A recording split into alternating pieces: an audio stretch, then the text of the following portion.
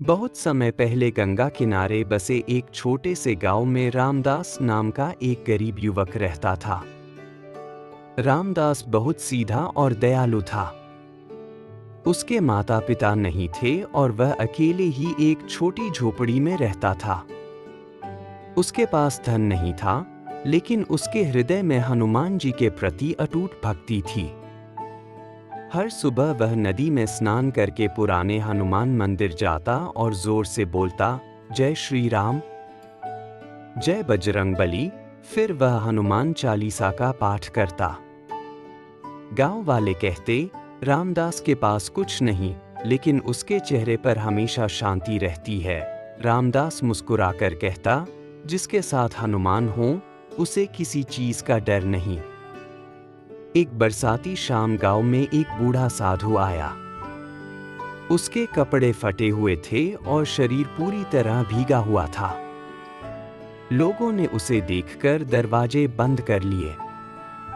लेकिन रामदास तुरंत उसके पास गया और बोला, बाबा, मेरे घर में ज्यादा कुछ नहीं है, लेकिन आप मेरे अतिथि हैं। वह साधु को अपनी झोपड़ी में ले गया।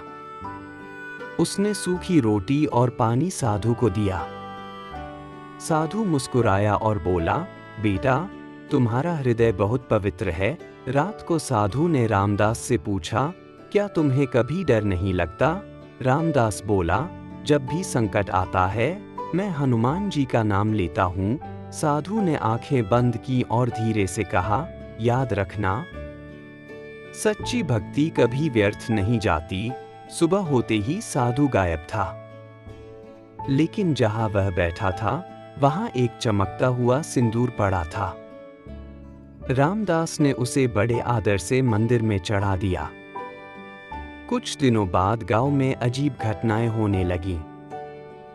रात होते ही लोगों को डरावनी आवाजें सुनाई देती। पशु अचानक गायब होने लगे। धीरे धीरे पूरे गांव में भय फैल गया। गांव के मुखिया ने कहा, यह कोई अशुभ शक्ति है। लोग मंदिरों में प्रार्थना करने लगे, लेकिन डर कम नहीं हुआ। एक रात रामदास ने देखा कि गांव के बाहर पुराने खंडहर से लाल प्रकाश निकल रहा है। वह समझ गया कि वहां कुछ रहस्य छिपा है। उसने हनुमान जी का नाम लिया और अकेले ही खंडहर की ओर चल पड़ा। खंडहर बहुत डरावना था। चारों ओर अंधेरा और टूटी हुई दीवारें थीं। अचानक तेज हवा चलने लगी। रामदास ने हनुमान चालीसा पढ़ना शुरू किया। भूत पिशाच निकट नहीं आवे, महावीर जब नाम सुनावे।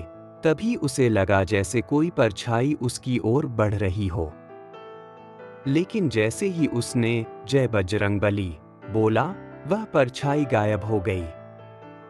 खंडहर के बीचों बीच उसे एक पुराना तहखाना दिखाई दिया। वहां एक तांत्रिक साधना कर रहा था। तांत्रिक बोला, कौन है जो मेरी शक्ति को चुनौती देने आया है? रामदास डर गया, लेकिन उसने हनुमान जी का स्मरण किया। तभी अचानक तहखाने में तेज हवा चली। दीवारों पर लगे दीपक अपने आप जल उठे। तांत्रिक घबरा गया।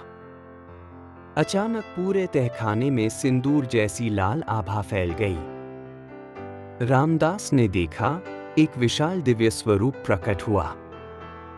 वह स्वयं हनुमान जी थे। उनकी गदा चमक रही थी, आंखों में अग्नि जैसा तेज था और चारों ओर जय श्री राम की ध्वनि गूंज रही थी। तांत्रिक डर के मारे कांपने लगा। हनुमान जी की गर्जना हुई, जो निर्दोष लोगों को डराता है, उसका अंत निश्चित है। तभी तेज प्रकाश हुआ और तांत्रिक की सारी काली शक्तियां समाप्त हो गईं। वह रोते हुए बोला, मुझे क्षमा कर दीजिए। रामदास ने हाथ जोड़कर कहा, प्रभु, इसे सही मार्ग दिखाइए। हनुमान जी मुस्कुराए। फिर धीरे धीरे उनका दिव्य स्वरूप प्रकाश में विलीन हो गया। उस दिन के बाद गांव से सारी डरावनी घटनाएं समाप्त हो गईं। लोग खुशी से झूम उठे। गांव वालों ने रामदास का सम्मान किया लेकिन उसने कहा, मैंने कुछ नहीं किया। यह सब मेरे संकटमोचन हनुमान की कृपा है। धीरे धीरे रामदास की भक्ति की चर्चा दूर दूर तक फैल गई। लोग उससे हनुमान चालीसा सीखने आने लगे। एक दिन रामदास गंभीर रूप से बीमार पड़ गया।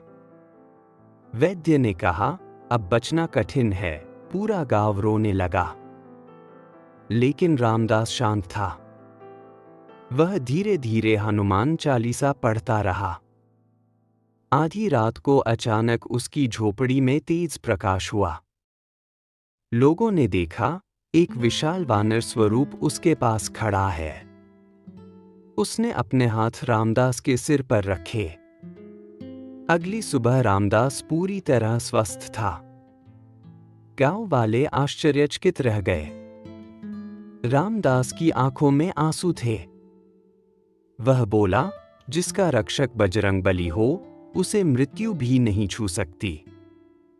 समय बीतता गया। रामदास ने अपना पूरा जीवन लोगों की सेवा और भक्ति में लगा दिया। आज भी उस गांव में हर मंगलवार और शनिवार को हनुमान चालीसा का पाठ होता है। लोग मानते हैं, जहां सच्चे मन से हनुमान जी का नाम लिया जाए, वहां कोई संकट टिक नहीं सकता। जय श्री राम।